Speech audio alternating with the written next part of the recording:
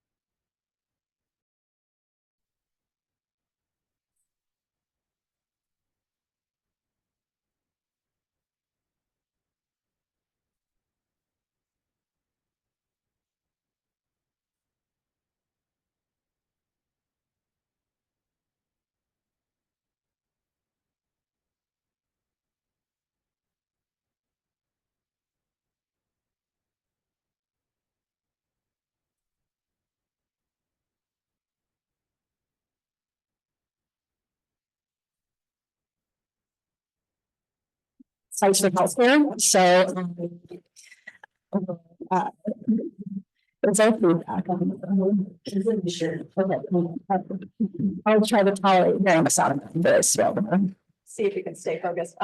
So that includes residential treatment most recently at 16th and Burnside, as well as health services out in Portland at the Blackburn Center. Our newest housing site is called Mountain Gardens, and it will open in the fall. And we have 283 units of housing. And there's just a really deep range of services that CCC offers in all of its lines of work. So employment and housing and healthcare, we're trying to create that environment where people can go with them. People who work with CCC are often struggling essentially with resources. So that can be folks who are living outside and unsheltered. That can be people who are at risk of becoming homeless. Often folks who come to us through our biggest front door are struggling with substance use disorders. So that is, again, one of the ways that people get connected to us, and some of our housing is focused on people who are entering that kind of critical stage of recovery.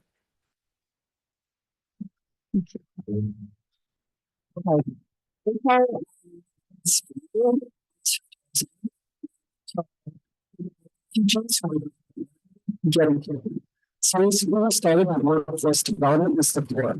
Looking at it, successful, but guess what? So that's how ARPA developed. It was resources and services development. That's not by the company, not necessarily a top language, but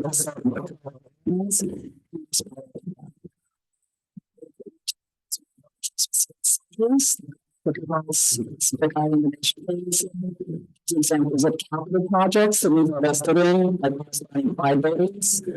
Whose own buildings take ownership of everything. They're run by advisory councils under the head of ARPA. With our affordable housing, we got so they could actually provider a couple of years ago. So not just getting everyone jobs once they come to Oregon, but also settling people and helping them with background services for a day they arrive in Portland. Obviously needed housing. That's where we kind of got into affordable housing development. Right now we're partnering on 10 different projects, 2 of which we have ownership over the actual living, the affordable housing living components. Key to kind of our models, looking at co-located services. So like, for example, at one of our sites, we're building a separate building for preschool because early learning is a core part, we think, of family stability. We're running a program at the elementary school up the street. We need to make sure kids are kindergarten ready. So a lot of these components are why we got into affordable housing, and it's still what kind of drives what services we have there. I don't think we're going to go any deeper than just the 2 sites we have right now, but definitely partnering with other developers to do co-located services to be responsive to the folks who are living within those different units. I think that was all the questions. And before Steve speaks, I think we can cut the slides. Do I control that, or? You control all the slides, yeah. Oh, how do I turn it off? Because I think that was the last slide. I would start at the beginning maybe. I don't know. What do you want on the screen? You want to turn off the projector? Or? Yeah. Okay. I'll do that. We all remember why we're here. Okay. Go ahead, Steve. Thanks. Yeah, so Blanchet House, it's fun to hear about the scale of something y'all do, because we are still a pretty small institution. We have 2 locations. We're in Old Town, and we also have a farm out in Carlton. That's kind of our hidden secret that we don't really, not a lot of people know about. But we're primarily known for our meal services. So we open our doors 6 days a week, and we serve about 1,000 hot meals of food every day to folks in our community. Some are living on the streets, some are just facing housing insecurity or hunger insecurity, et cetera. We also take about 50 volunteers a day to keep those meals running and open, so a great way to engage our donors. We also have peer support at every meal. So folks, if they're coming and they need a pair of shoes, they need a shirt, they need a tent, they need connection with shelter, we refer them to CCC, we refer them to MHAEO, a lot of our sister agencies around the city, and get them connected with the services that they need. Apart from that, we have 2 men's shelters. One is right in Old Town in that building. So a lot of the work that's done in preparing all the food is actually our guys. If you're joining our shelter the first 90 days, you're actually working in the kitchen, you help preparing the meals, and you're living upstairs in our sober living facility. And then we also have a recovery program out at our farm. We have a working farm with pigs and ducks and chickens and a bunch of fun stuff out there. So that's a more active recovery program for guys who are facing alcohol and drug addiction. And those programs there's really no time limit on there. We want to be sensitive and flexible for the guys in our program. So some of that is 6 months, or it could be up to a year or longer, depending on the needs of the men in our program. Thanks, you all. So first question, we wanted to have a discussion about kind of like now that we've gotten through the COVID pandemic, what do you see are some of the biggest opportunities and challenges that you see for fundraising in the housing nonprofit sector in the coming years? Does someone want to go first? I'll go first.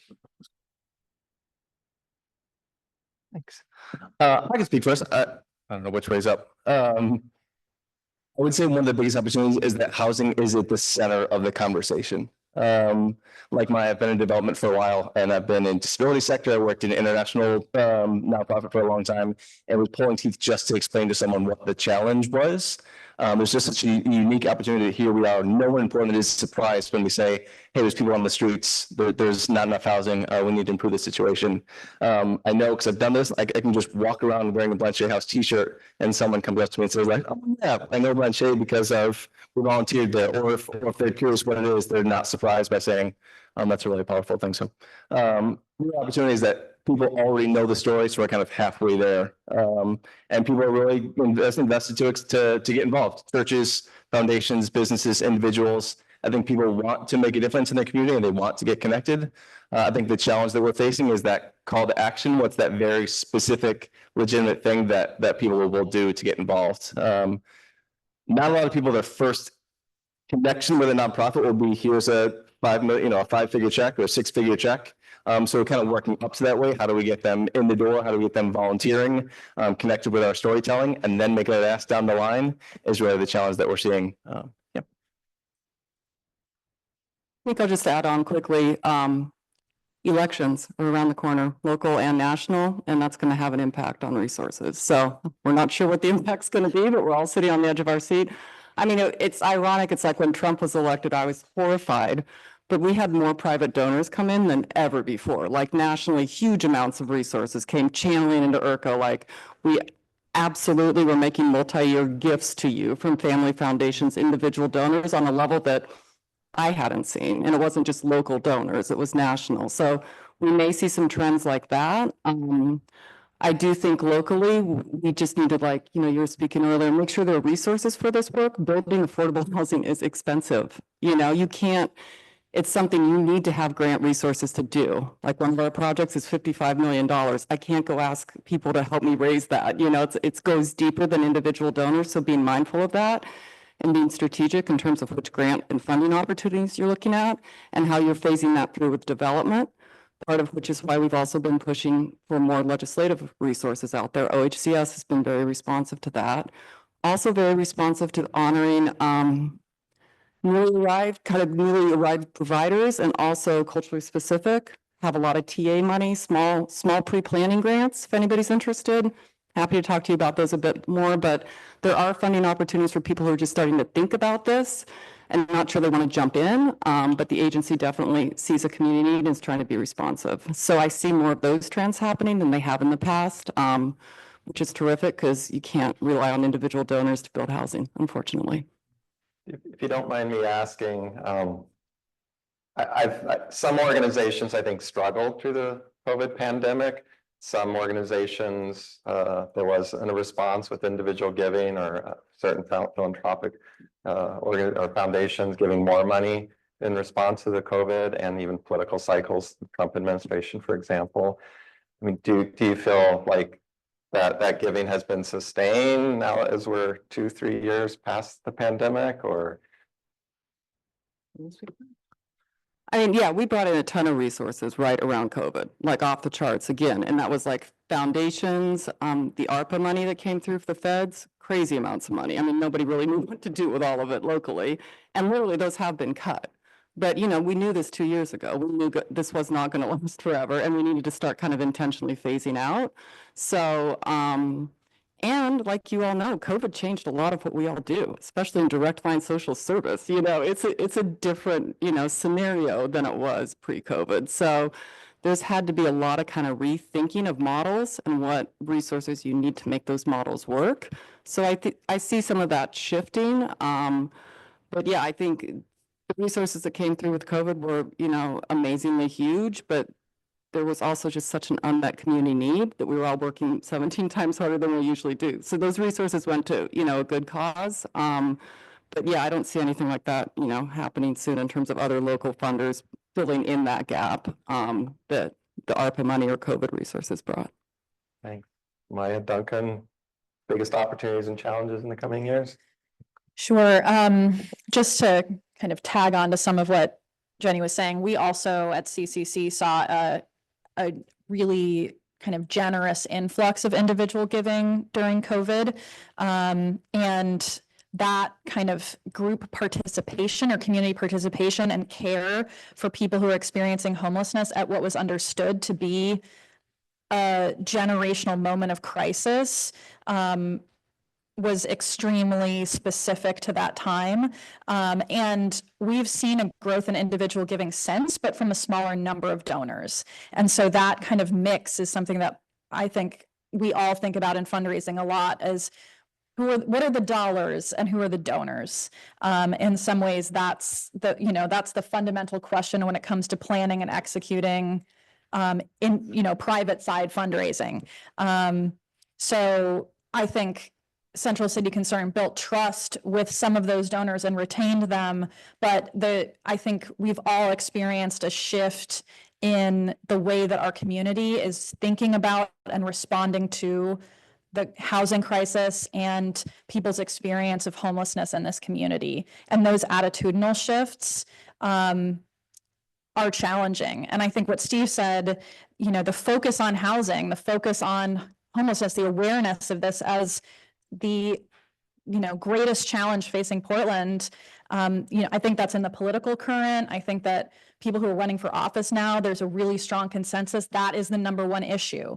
And that is an opportunity, but it's also a challenge because people have a desire for solutions that are immediate. And I understand that because people right now are affected. People right now are suffering, and there isn't any excuse or moral excuse for kind of limited or wishy-washy action in the face of human suffering, and in limits to resources that we know we can all do better on, right? But also when there's tremendous scrutiny around an issue and there's not immediate results because the challenges are complex, because the issues that we're facing, we've been dug into for decades, people lose their will. You know, they lose their will to, they become frustrated, disengaged, and that can turn on the very people who there was originally a desire to support. And that's something that I see as a challenge, that community conversation. And I think one of the roles that we play in fundraising is communicators about the issues that we work on. And I think that all of us in the room are kind of activated to have those conversations, and the people that we talk to in turn can have different conversations and more grounded in the data, understanding of systemic issues, empathetic conversations about housing and people experiencing homelessness. I think one of the opportunities in fundraising across the board is, people may have heard about this, but there's a generational wealth transfer that's kind of never before seen. And that comes from as baby boomers age, there is a process whereby they are going to turn over their wealth. And that may go to their family, that may go, it will be absorbed into estate taxes, but that, the accumulated resources of that generation is going to turn over in our lifetimes. And, there's a lot of individual discretion about in this country about what happens to your wealth. And so that's a tremendous opportunity in terms of philanthropy, because people have very strong values that they want to see fulfilled in their final decisions about their wealth and in their legacies. So at that point, people may be able to make the kind of gift that could move the needle on housing. That's maybe not a gift someone could make in their life, but in death, people may be able to make a gift of that size and be able to feel that there's a tangible legacy from their life's work. And for some people, they want to see that in housing, especially people in Portland who see the dynamics of housing and who've accumulated wealth around housing and have seen those dynamics change over time. So those are some thoughts. Thank you. Yeah, so gosh, at Apano, since 2020, we also did see that wave of new resources come in, whether it was like ARPA or pandemic support. But the pandemic also coincided with a sharp spike in Asian hate crimes. So that actually was another kind of catalyst. And I would also say in terms of data, like the 2020 census was also a really strong driver for fundraising, especially here in Oregon and throughout the country. Asian Americans actually now the fastest growing demographic in the country. So I think the 2020 census really kind of brought that to the forefront, and along with kind of disaggregated categories, we could actually paint really strong pictures around like which communities were doing well and which needed more support. So I would say those are like three kind of factors that had this influx of resources, and only one of them was really durable, right? Like the pandemic support went away. Asian hate crimes are still happening, but receiving a lot less investment. But the demographics are there, and telling that story has been really powerful. And other kind of opportunities and challenges, in my metro role that we're thinking a lot about is kind of the expiration of the metro housing bond, and then we have our supportive housing measure, and another kind of electoral thing is, you might see a May ballot measure that would expand the use of the supportive housing measure to include the production of housing. So that's something that, we're working with stakeholders on, and also, kicking out potentially that extension past kind of 2030. So that's an opportunity for regional funding. And then as a place-based organization, so J District is actually the city of Portland's only ethnic enclave demographically, if you look at the census tracts. So that's been a really helpful data point as well to tell the story of like where not just Asian Americans, but African immigrants and Latino communities all kind of have congregated along that 82nd corridor. So that's been really important story to tell to help kind of guide investments. And then, we've also been working, with the city on a new tax increment district for different parts of East Portland. And we're hopeful, 45 to 55% of that will go towards affordable housing development. So that's kind of, the ask right now. So just kind of developing new pots of funding locally for investment into affordable development. And I would just say from the Harris and on down to the local level, housing and housing production and affordable housing is really top of mind. So that's something that we'll continue to see deeper investment in at the state, federal, and local level. Thank you, Duncan. I've heard several of you refer to the power, the importance of individual giving. Sounds like several of you experienced bumps during the COVID pandemic or political changes with individual giving. So I was wondering if maybe you could talk a little bit more about your organization's individual experiences with individual giving as part of your fundraising work. Like maybe share some of the details, the mechanics of how does it work for those who maybe haven't developed their own individual giving program. I can start with this one.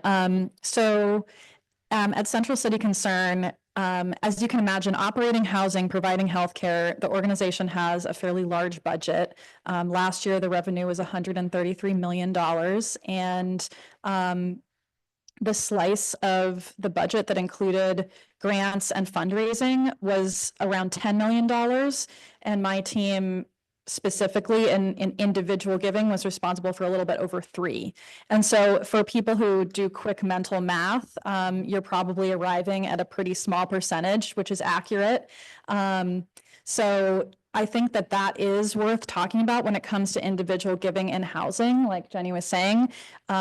Building a building is a really expensive enterprise, and crowdfunding your way to that is going to take a really unusual moment of collective will and a lot of participation. And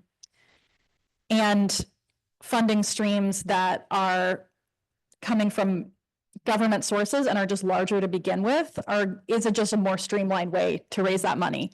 And it's direct for that purpose. And so I think that's part of the dynamic that we see. That's no matter how many individuals care about building new housing, individually fundraising your way out of that problem is just very difficult math.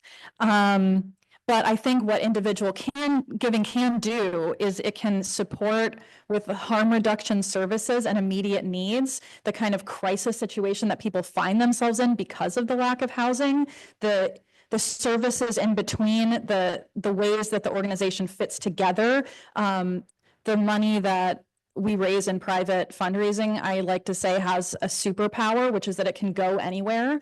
And government grant funding does not have that superpower. If anyone's familiar, it is very specific in where it can go. So it's powerful, it's strong, it's big, but it's not agile the way that individual giving dollars are. So there's a lot of possibility that can happen. And there's a reason that individual giving is a huge support to the work of housing services, and reasons that I make a case that it is a really important component to have on board.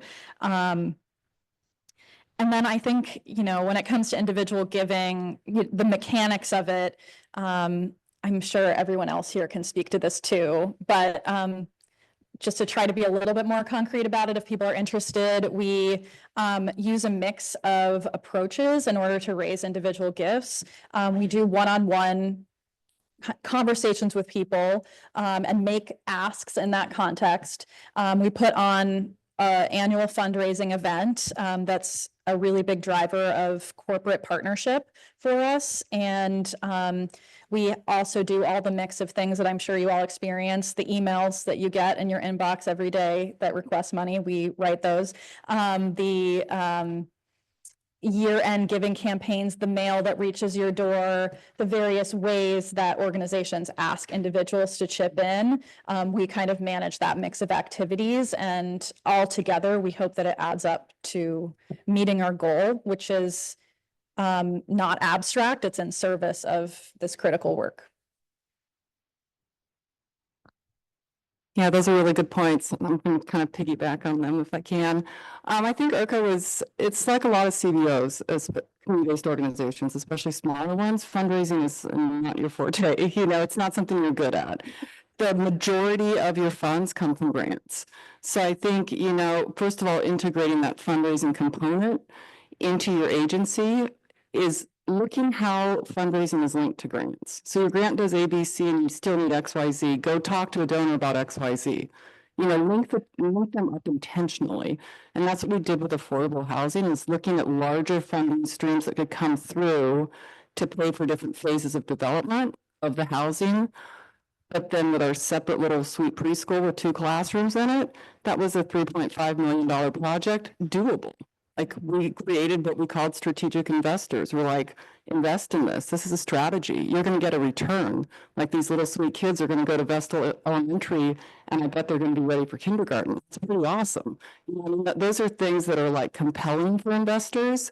So I think showing them, telling the story and showing the return and showing them you're not everything. You're not depending on him for the full package. You have these other pieces as well. And what your individual donors are offering or giving is part of the full picture, because you can't, especially with affordable housing, like we're talking about, those budgets are huge, and it's going to have to be some of those coming in through grants, and some of which are the result of pushing some agendas like with the Metro measure to bring in more public funding through ballot measures. But individual donors can be a part of it, but can't be the full picture. Yeah, so Blanchet House, our model is almost reverse of what some of these folks are talking about. We get very little government funding, and most of our funding, we get some corporate and foundational, but about 2/3 of our funding actually comes at the individual level. So our individual relationships and partnerships with our donors is key. There's a lot of talk in the nonprofit space about being community-centric fundraising. And I'm totally on board for community-centric fundraising, but the place for that is very, very important. It's actually Colin, who was going to be our moderator, who couldn't be here today, who told me that community-centric fundraising and donor-centric fundraising don't have to be mutually exclusive ideas. So you can be centric in your mission, but also be very passionate and very focused on the individuals that are supporting you. So we think a lot about what it means to be donor-centric fundraising in the work that we do.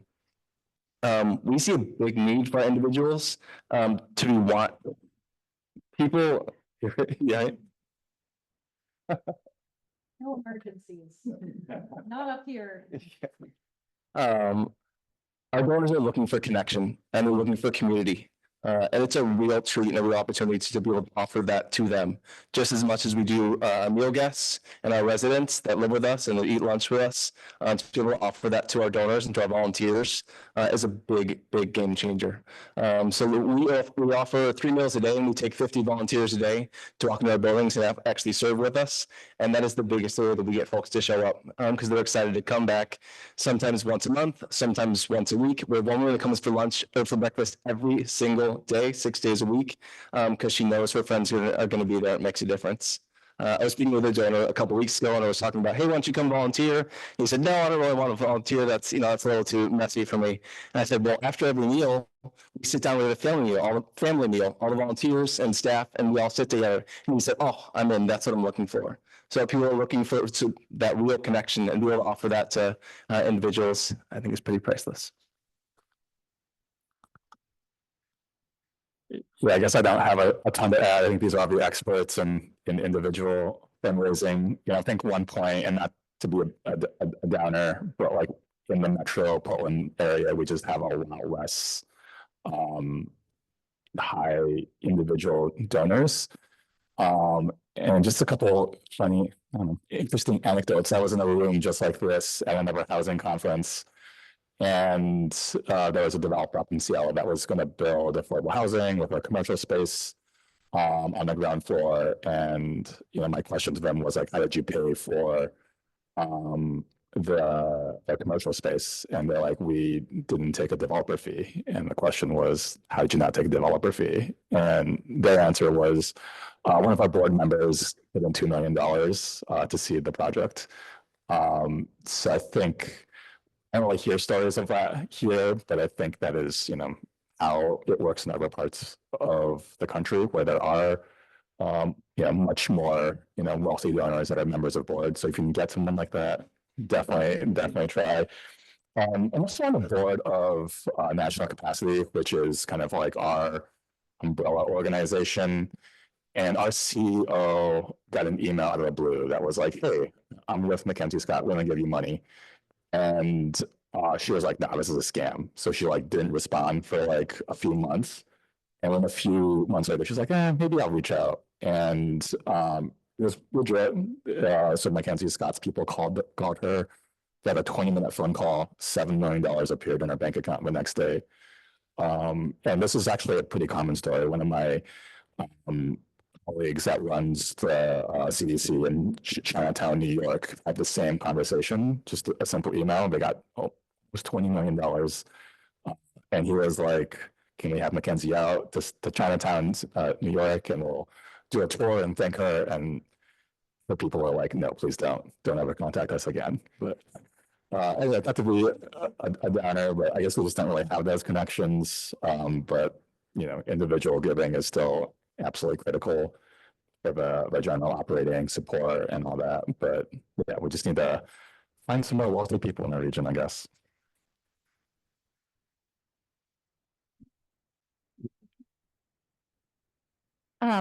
One thing that I want to call out in relation to this, because you're right, there, when it comes to fundraising, when people ask me what I do and I say that I'm a fundraiser, the reaction is kind of like when something pops out at you in a haunted house, like, yeah. And I think like part of that has to do with people's idea of what it means to be a fundraiser, which is schmoozing, which I try not to do, with very wealthy people, which I try not to do. And I think that, one thing that is part of our dynamic in town is, like you're saying, that it hasn't the generational wealth and kind of historic accumulation of wealth isn't there in the same way. There is certainly wealth inequality in Portland, and there is accumulation of wealth in Portland, and there are people who are in a position to, as hard as it is for me to absorb, even though I see it daily, who are in a position to make 5- and 6-figure gifts as their meaningful gift that will not affect their family's well-being or livelihood. That is the gift that they can make, which isn't the same thing as someone paying a $2 million developer fee. That's another order of magnitude, right? But I think it's worth saying that that's part of the dynamic around wealth that is the reason that we are fundraising. That is why we're here, is that there are people who've been systemically advantaged and essentially have not paid taxes in a way on that wealth. And so one way to think about fundraising, which maybe isn't the most popular perspective, is that it's a voluntary form of taxation. And so the flip side of that wealth accumulation is under-resourcing, and that's part of the dynamic around housing and people who are living unsheltered. So I think that's part of the ethical kind of lens in fundraising, and I feel like I'm not doing a good job at my job if I'm not thinking about that. And the other thing I wanted to say is how amazing it is that 2/3 of Blanchet House's funding comes from individual donors. If you're not familiar with fundraising, that is not a normal number. Like even organizations that raise a lot more money from individuals by percentage than CCC, nobody raises 2/3 of their funding from individuals. That is the work of people feeling extremely committed to the organization, extremely welcomed, like all that to just say, that's amazing. Thank you, Maya. Maybe on the flip side of individual giving, I think the next question was maybe intended for public investments, public resources in our organizations and work. So what might be the next great aid to the work of your organization? Maybe it's not just public investments, but I think certainly on my mind and probably on many other people's minds, we've been very fortunate. The voters passed a City of Portland construction bond measure, Metro construction bond measure, and as Duncan referred to, the Metro Regional Housing Services measure, homeless services that we maybe can have the opportunity to vote on changing a little bit in the next year. But maybe there's something else other than those, replicating those kind of resources. Are there specific like big project or new investments, great aids to the work of your organization you're thinking of? And I'm interested, just collectively, it's our goal to try and work together to maybe advance those kind of ideas. certainly something we talk a lot about at our policy council meetings for our members. But does anyone have comments about what's the next great big A that you would love to see happen? There's a lot of conversation kind of, I think, locally and at the state level around social housing. And also kind of like how we can help projects pencil better in a high interest rate environment. And, we don't control interest rates and we don't control the cost of timber, but, what we can do is kind of control what resources are available when locally. So I think a big part of that is, obviously like streamlining permitting, and then I have a lot of interest in actually kind of a revolving loan fund, which would there was a lot of conversations actually around having a state bank a couple of years ago, but I think there just needs to be another funding source that's not so driven by the private sector, where we can better control interest rates and also help kind of make things like inclusionary zoning pencil. So I think that's kind of something that we're all looking for, is like, where does that bit of investment that can bring out kind of the most returns and make projects pencil throughout the region. Those are great, Duncan. Thank you. The only thing I could think to kind of add on is what we've been looking at some, is just kind of systemic change that needs to happen. A lot of this is like definitions, like what's homeless? What does HUD think homeless is?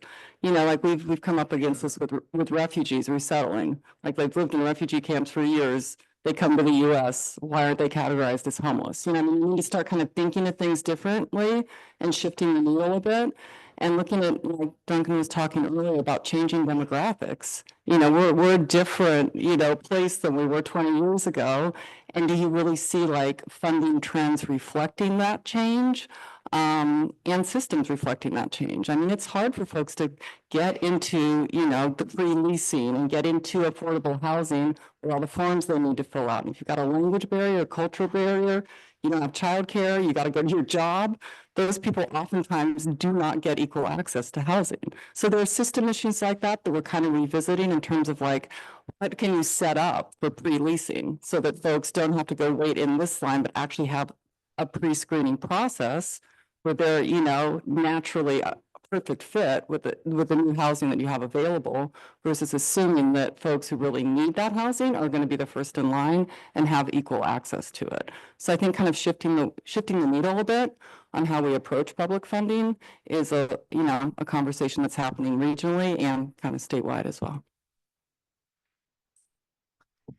I feel like I learn a lot listening to Duncan and Jenny talk about funding sources, because it's not my personal area of expertise, but I think a lot of people in the room are probably familiar with it. And there's no question that in order to continue building the housing that we need under the current mechanisms that we have, we need another housing bond. There just isn't another way to kind of meet the need. I was looking a little bit before the panel just to remind myself about the housing shortage that we have in Oregon. And what I read was 550,000 units need to be built over the next 20 years to meet demand. We're really excited about the opening of Meridian Gardens. That project takes a year. It's a big investment. 283 units. So again, not super mathematically gifted, but there's some percentages and proportional issues going on here. And if I can be utopian for a minute, I would like to see, while we're talking, just a huge reinvestment and an acknowledgement of the kind of nested set of crises that we're in. I don't mean to be doomy, but we're facing a healthcare crisis, a housing crisis, sort of social crises that are both, specific to our community and nationwide. People are struggling. Like, people are having a hard time. They're having a hard time with their mental health. They're having a hard time accessing healthcare. They're having a hard time paying their bills. There is tremendous pressure. Things feel hard, and so, we're talking about COVID and ARPA funding. It's like, yes, I think one thing that happened during COVID is we had a brief period of a collective shared understanding of a major and unprecedented crisis that required historic generational investment.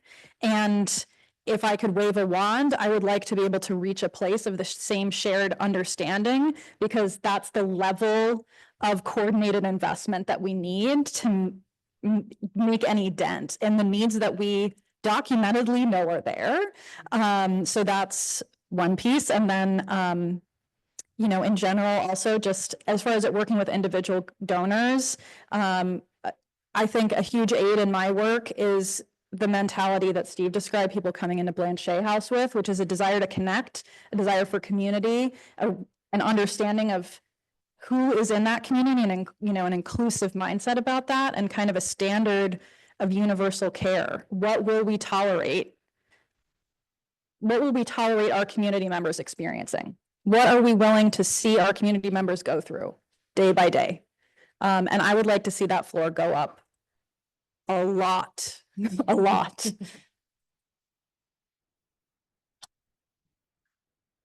I would just say in brief, an aid that we'd really look towards is more trust-based foundational giving. There's a lot of, maybe not at the public level, or the public scale, but there's a lot of foundational opportunities and a lot of resources here in Portland and Oregon. And some of them are a little more tight in their coffers than others. And we'd love to see more generosity and more distrust in that grant writing process. There's still some of those grants out there, and y'all applied for them. That's, hey, you want $5,000? Great, fill out this 10-page document, and we want the birth security, you know, the birth dates of your CEO and all this. And it's just archaic. It's just a bad model of getting funds out. So, I mean, shout out to the Collins Foundation and a couple others who recently have transition to a more just interview conversational style. Hey, let's jump on the phone. We want to hear what's most important to you, and then we'll get the money out the door. So looking for more opportunities with foundational partners like that. Thank you, Steve. I have heard a reference to like bigger systemic issues. And I think related to that is, you know, the communications, the storytelling. How do we create a narrative about, Maya, you call it a crisis, our work? Is that what we need, is to work on our messaging, our narrative, to help people understand why housing is so important. And it's for those who are able to stay here tonight, our gala evening dinner, the keynote speaker, Alina Harway, is specifically working on this issue and down in the Bay Area on the experiences down there. How are they developing a narrative to counter kind of the compassion, or is it compassion fatigue, that haven't we already given billions of dollars for affordable housing construction bond measures and the Metro Regional Housing Services measure? And so I think Housing Oregon has clearly gotten the message, like, we can't just assume the money's going to keep coming. We need to be more intentional and thoughtful about developing a narrative to help the public understand how those investments are making a change. And how do we continue to have a dialogue with the public about the value of their investments in housing? So maybe can you all each, this is the last kind of open-ended question, talk a little bit more about communications, or how your organization helps develop a narrative, the storytelling, to, you know, get across to your donors and to different foundations the importance of your work. You want to go first? Yes, sure. Yeah, storytelling is key to what we do. Someone told me when I was first getting into fundraising that relationship building and storytelling is the core to any fundraising organization. So we think a lot about stories. That starts with our team. That starts with our staff meetings, with mission moment meetings, where before we get into the business, we talk about, hey, what happened in the cafe downstairs? Who do you know that got housing? What kind of life change little moments happen? And that just kind of percolates through our guests and through our volunteers and through our staff. So we're really intentional about sharing those stories. Our comms director has been in her position for 7 years. I think she sets, in no shade than any other nonprofit in town, but she sets a standard of engagement on social media in Portland that I have yet to see elsewhere. She talks about being all in on comms, and if you're not all in, you're just not there. So I've worked for other organizations where I was like, oh yeah, well, let's remember to post on Facebook once a week and maybe a YouTube video, but she's posting on her channels every single day, multiple times a day. I've never worked for an organization that has a TikTok channel. She has 20,000 people following Blanche House on TikTok. It blows me away the type of engagement that she works around communication. And it makes a difference. It humanizes, and people will tell you that they've heard of Blanche or they've seen it around town. We're $3 or $4 million, but we're recognized for the work that we do because of the storytelling that happens. Similarly, our CEO, our executive director, makes himself available whenever we can for news media connections. He'll stop what he's doing if K2 or one of the other channels shows up because we have a message to get out there. So we're seen as experts in the field, and we know what we're talking about because we're willing and able to share that story. And it makes a difference. Just last week, there's some lots kind of around near where we're living, and actually our parking lot where we partner with CCC and others for some great services. The community decided that they wanted to push back and take that parking lot away and start to build a skate park. I hope there's no skaters in the building. And we responded not with hate or frustration, but we responded by continuing to tell our story. So we're going to continue to say the importance of the work that we're doing and hope that people listen. So storytelling, absolutely essential. Just to piggyback on that a little bit, IRCO, I mean, the diversity of our communities is mind blowing. You know, like we have 600 staff who speak like 92 languages. You know, they've come from so many different backgrounds. You walk through the waiting room, you see I'm a minority at IRCO. It's a wonderful feel.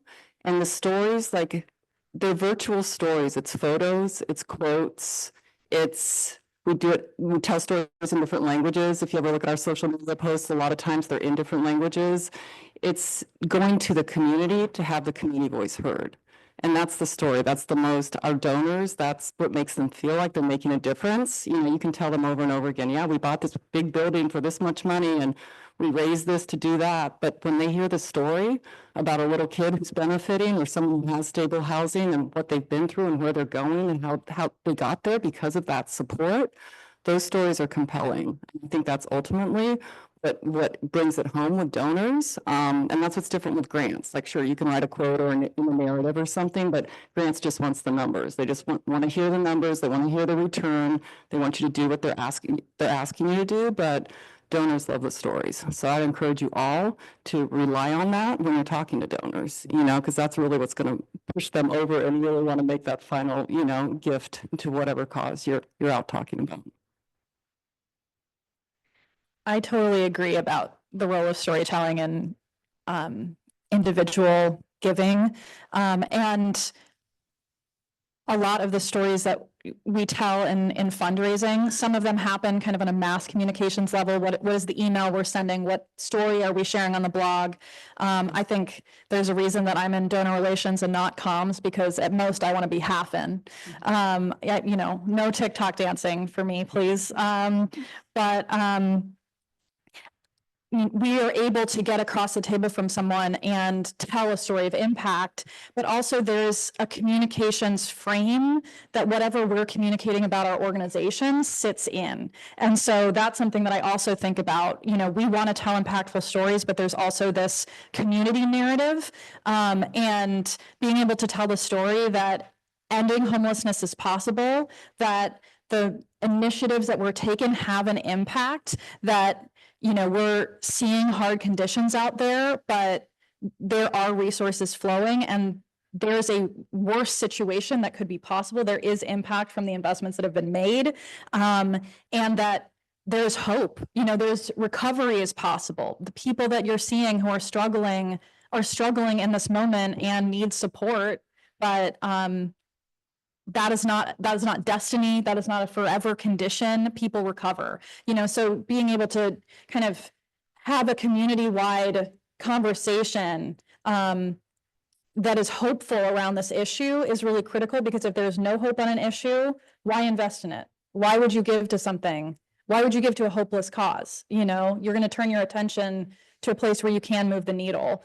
And I think for donors, the storytelling comes down to, what does your work make possible and how can I help? That's what donors are motivated by. I want to help. And part of the story you're telling is, what is your role? And so the more clear individual donors are about their role in your work and in your success, the more likely they are to find a way to contribute to what you're doing. Yeah, I think in terms of storytelling for us, as culturally specific org and a place-based org is the multi-sensory tour. So it's been just so effective to have our donors come out and we'll walk around the Jade District and we'll get dumplings, we'll get buns, we'll get like bubble tea. Along the way, we check out all the housing and economic development projects that we have going on. So people just remember that because you see all the workers that are working at the dim sum shop, and someday they'll live in our housing and then go over to work. So it just has that like feel of community that it's all kind of working together. I think that's been the most powerful in terms of storytelling, and then also just telling the story of like the history of the community and the neighborhood. So one of our projects is at PCC Southeast Campus. It's the Legion Commons. So Legion was like dim sum shop that was a community anchor that was at PCC, and it was torn down for the PCC campus. But now we're calling back our history of that. And we also have the privilege to be working on the historic Canton Grill. Our architect's actually here, Travis Dang's in the room. And it's been a really great project because, this restaurant was here for 76 years. And the grandkids were running it when they, closed during the pandemic and sold the property to us. And they could have, sold to any private developer, but they actually picked us over higher bids because of that connection to community. So all that storytelling is just so valuable when you're working with donors, and to give them that like full comprehensive picture, and that food doesn't hurt either. I think just my natural hat real quick. Communications and storytelling is super critical, just so that the public and voters understand what's working and sometimes what's not working. And for the Metro housing bond, we promised voters 3,900 units, and we'll get closer to 5,000. So over delivering on that. But all the money has been committed, but about over a third of the units are actually done. So I don't think we've done a really good job of setting expectations with the public about how long it takes to do affordable housing. Like this bond passed in 2018. And you're just starting to see the bulk of the units come online now. And I think there's something, rightfully so, it's just like voters are impatient and they want results immediately. So when they passed supportive housing measure in 2020, in 2021, people are like, why is there still homelessness? We passed the bond, right? So it's just like we need to have like some real conversations with the public about what it means to build affordable housing, like how much of a dent is that making in the need, and then also like we can't make up for decades of chronic underinvestment because you voted yes on a ballot measure. It takes a long time to build that system, and I don't think we've done a good job of communicating like kind of the situation that we're in, the realities of what it takes to address these shared challenges. So I think that's something that we're really thinking deeply about in the next cycle, is just like, how do we set the right tone? How do we set expectations and be realistic about progress? Thanks, Duncan. So we have about 25 minutes left. We had some questions for specific organizations, and I forgot to check in with you all. Were you planning on having open Q&A time as well? So, all right. I think we'd love to turn it over. Yeah. Were there before we go to any further questions, were there audience questions that you were interested in asking this esteemed panel back there? And if you could stand up, please, to try and project. So. Also, new. So thank you for everything and everything you're doing and your experience. What would you suggest though for a new in addressing the mission of more services for existing affordable housing and then developing new projects? So for those on Zoom land, if there wasn't anyone on Zoom, you don't think so? Okay, but just in case, the question, if anyone didn't hear it, the question was in general for a new nonprofit organization. I think you were essentially asking, how do you set up, get your development fundraising program up and running? Any suggestions? You go first? I can too. You go ahead. Okay, yeah, I mean, we're relatively new at housing development, but I think kind of on that trajectory, it's really important to demonstrate short-term successes to build that track record, and kind of work your way up. So the first projects that we worked on were a community garden in a neighborhood, and that was, maybe a $50,000 project, but it demonstrated, presence and Building more projects, it's more the fundraising for the nonprofit. It's definitely relying on success stories. Like, how who like donors and then grant writing. Are there, if you don't have any resources, like there's no staff, but having some funds for maybe grant writing specialists that are out there that might be able to navigate. Yeah, this is an interesting trend because I found like traditionally grant writers were covered a lot by what we call indirect or admin. And things are shifting with the federal government. They're calling grant writers fundraisers now. So we're kind of all in the same camp. If you're writing a grant, even if it's a boring grant to the city of Portland for something monotonous, you're still a fundraiser. And I'm like, that makes no sense to me. But back to your question in terms of grant, or at least like startup, foundations like we were talking about earlier are getting a lot more responsive to covering organizational operational costs. In the past, like even 10 years ago, you go to a foundation, like, no, tell me how many clients you're going to serve. Tell me how many, people are going to get jobs. Give me a direct service result on what my investment is. Now foundations are much more kind of like, you need to hire a fundraiser or grant writer, you know what, we'll give you a year or two of money, and we'll give you multi-year. Like in the past, it'd be like, oh, do it in a year. And you're like, how am I need to hire a person and get some stuff done in a year? And so we've pushed with foundations, like give us multi-year funding, like 2 years with an operational focus. So you could go in and you can talk to your board about this and the leadership you have, but operationally, what's the budget for your like ad? Like, maybe contract out for a grant writer, maybe add like a communications position, maybe even start to think about fundraising. But fundraising, again, that's one, you can get money from foundations, but I think you really got to, this has been a harsh lesson for me, but get your board good at fundraising. Get your board good. Do not assume that's just going to be staff, because you can hire us left and right, but your board is going to take the message where it needs to go. So get some really strong fundraisers on your board. That doesn't have to be your entire board, but ideally, like your president has no problem asking for money. I just think that that's a real asset.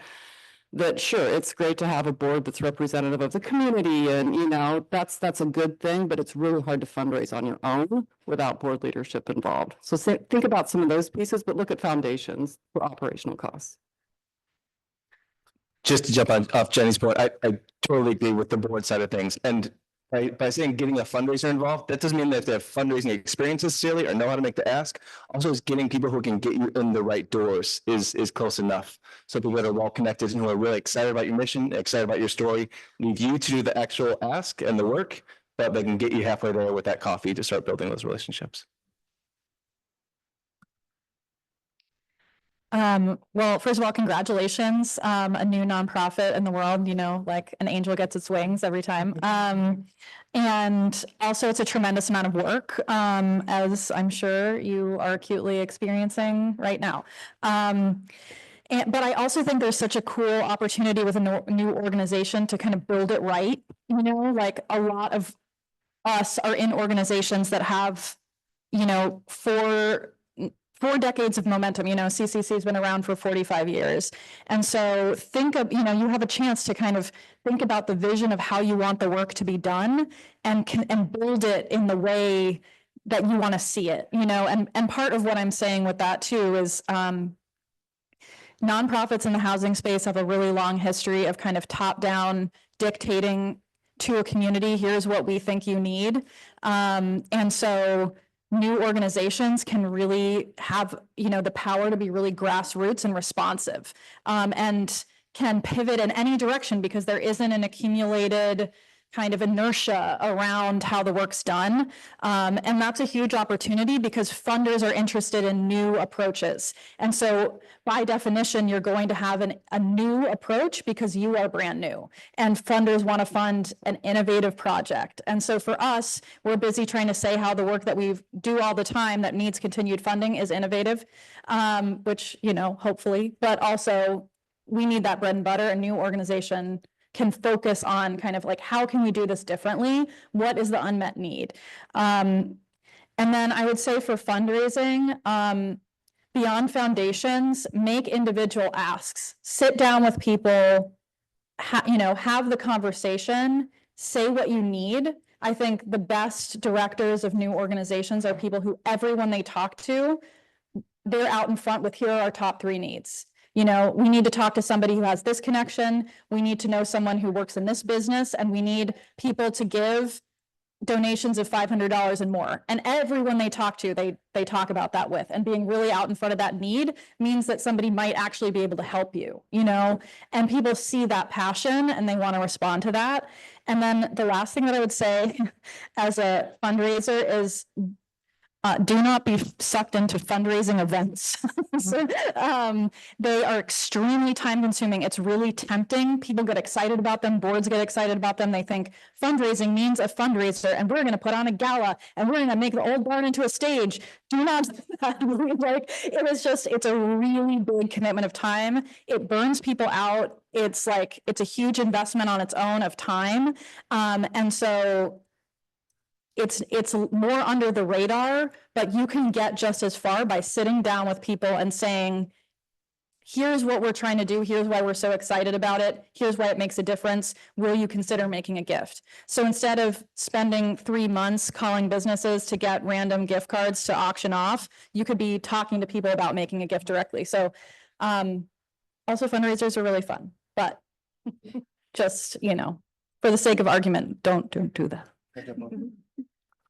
Just to add to all this genius, the biggest mistake that fundraisers make, small or large institutions, is assuming that once you get the gift, that's the end. Once you get the gift, that's actually the beginning, right?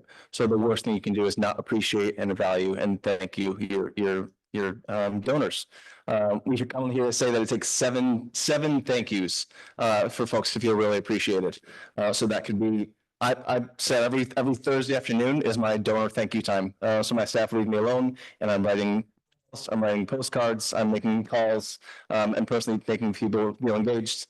A lot of people don't know why I'm calling them on the phone and they think that they want more money, that I want more money from them. And then you hear their voice change when I say, no, I'm just calling to say thank you. Your gift made a big difference. Like no one ever said that in the world. So really, once those dollars are in, that cultivation and stewardship is absolutely key before you make that next task.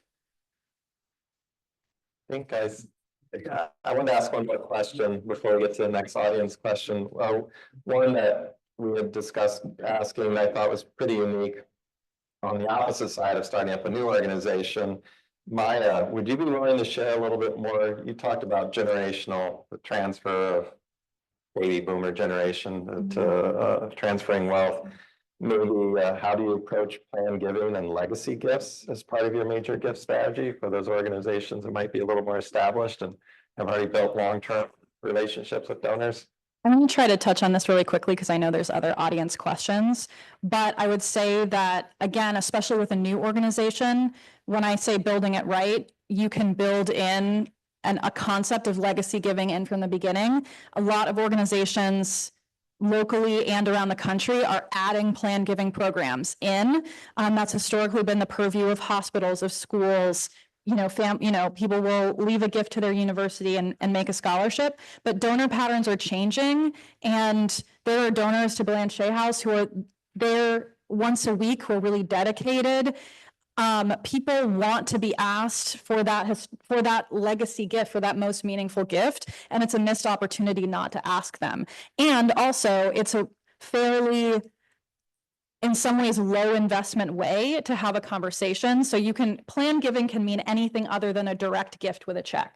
So that can be a gift of stock. That could be, a rollover in someone's IRA. There's a lot of numbers and letters that start to go into this. And so plan giving awareness, I think you don't have to know a ton, but you have to know a little bit. And I think learning that little bit is really helpful. So just starting to have that conversation with people as you ask them for a major gift. One of the trends that we're seeing is asking for blended gifts. So will you make a major gift over the next 5 years to add up to a larger gift for a specific purpose? Being thoughtful about how those gifts are constructed so that you're not asking them all the time and you can focus on saying thank you.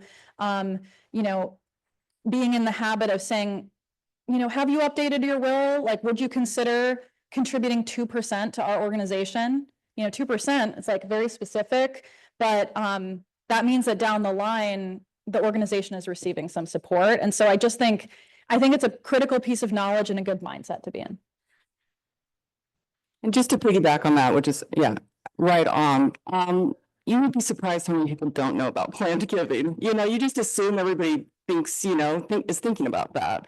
But there have been so many donors who I've talked to who are just like, oh, wow, I didn't really even know that was an option. So don't assume that every donor knows it. And a lot of donors who are giving to you otherwise, give them a call and ask them to do that. It's really good. It's not like you're asking them for more money necessarily, just to consider that. And if you're looking at affordable housing, particularly with developer fees, link those two together, because developer fees that come in from the housing project, talking to folks with planned giving and being like, hey, if you give me this, that will be a match for your gift, 6 years down the road, and look at where we'll be. Giving them a context of how that's built into your housing, kind of your vision, your model, your budget, I think really helps with the sell.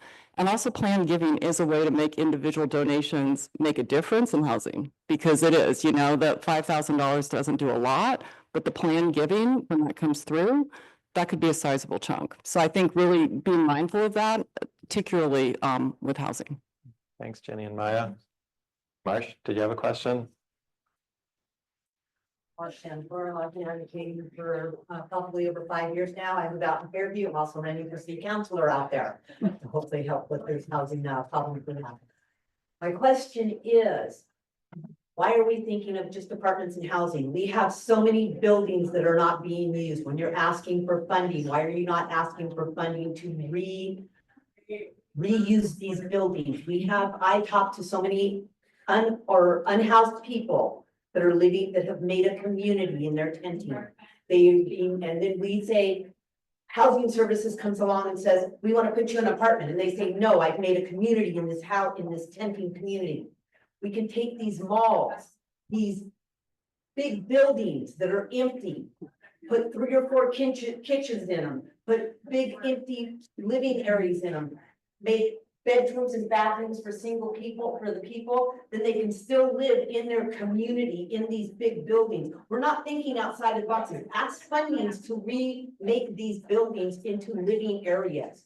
We have so many buildings since our COVID that are left empty. We're not asking, we need to ask for funding to redo these buildings, not just for new. Let's remake these buildings. Let's ask funding for those. Are you guys asking for funding for those when you're doing this? Thanks, Marsh. So for those who didn't hear, Marsh was asking, I think essentially about repurposing older buildings, maybe the office conversions to housing. So I don't know if any of your organizations have started to consider that, but is there a fundraising? Connection with those kind of options down there? Thank you very much. I love ARCO too.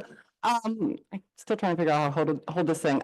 We are, and this is kind of a unique, we started thinking about this with refugee resettlement.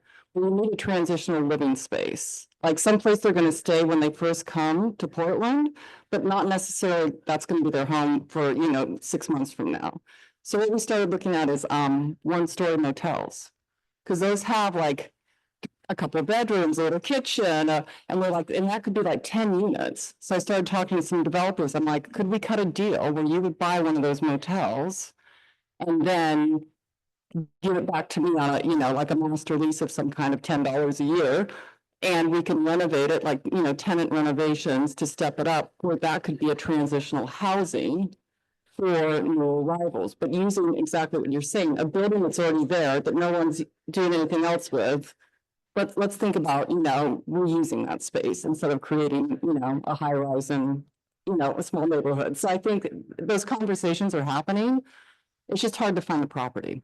And the property is often more expensive, and the investment you need to put into it, bring it back up to a condition where you're going to actually house people in it, takes a lot of resources. So those are our challenges. If I could add, I want to out my friend, with College Housing Northwest and ARPA, which, yes, but they were one of the project turnkey award winners to turn a hotel into housing, and she has a workshop tomorrow on repurposing and building a hotel.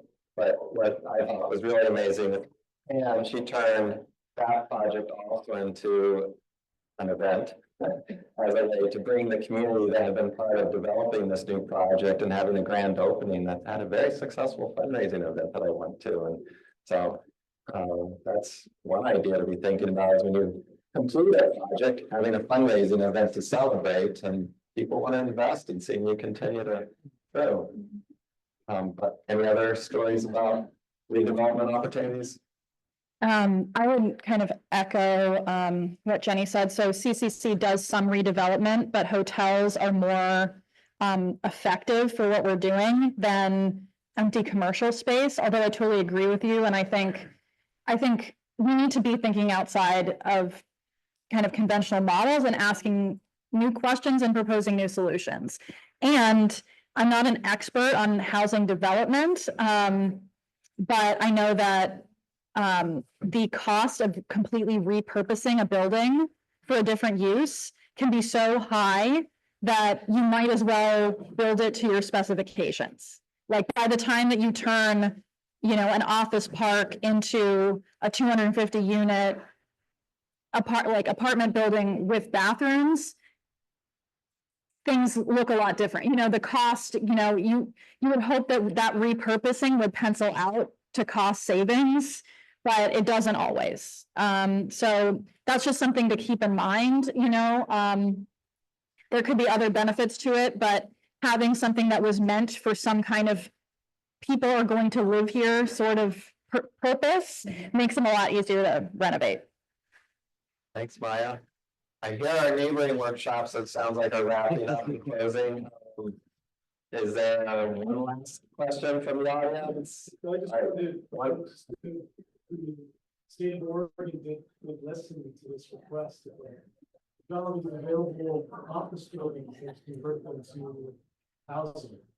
But so they passed a law to provide a lot of exemptions on fees, property tax exemptions, waiving a lot of review processes, and then local municipalities have adopted that. So there's people listening to the problem, like as they mentioned, we wish we could just move right, we repeat them so hard, and only like 1% of all office buildings potentially could be. So it is frustrating to see when people have this, and public officials have tried to do things. I feel like I saw one more hand in the back, but I know, was there another question? I think we ran out of time, so we should probably wrap up. So I want to thank Duncan, Maya, Jenny, and Steve for joining us. Sharing their insights and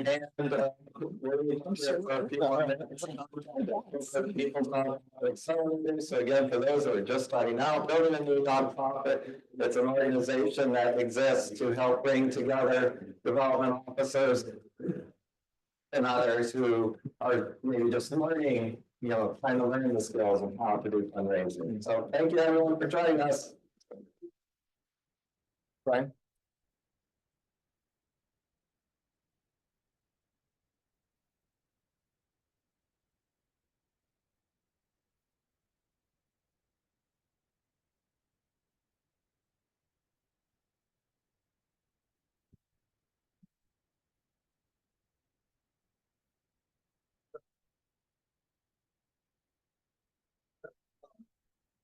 fue lo que... Sí, eso sí. Eso lo sigue el video.